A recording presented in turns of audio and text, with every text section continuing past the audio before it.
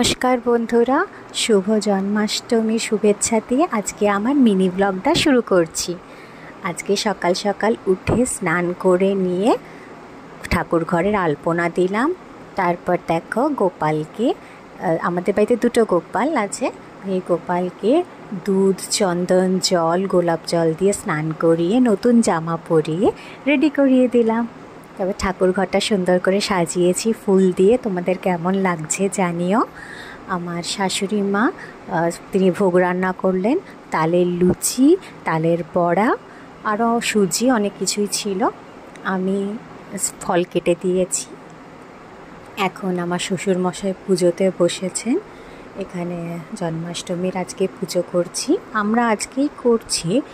তোমরা কে কবে করছো জানিও আমাকে।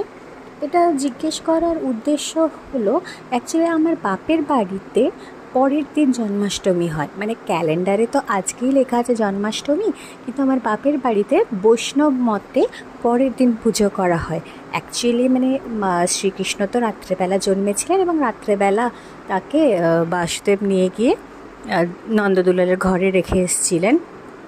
তো সেই মত অনুসারে আমাদের পরের দিনকে জন্মাষ্টমী করা হয়। তো তোমাদের কবে করছো জানিও। কিন্তু আমার শ্বশুর বাড়িতে এই যে আজকে আমরা জন্মাষ্টমী পালন করছি, পুজোতে বসেছেন আমার শ্বশুরমশাই আর শাশুড়ি মা এখানে বসে আছে, তোমরা দেখলে আগেই। আর আজকে আমার ছোট্ট সোনাকে আমি গোপালের মতোই সাজিয়েছি, সেই ব্লগটা আমি খুব জলদি আপলোড করব, তোমাদের সাথে শেয়ার করব। তোমরা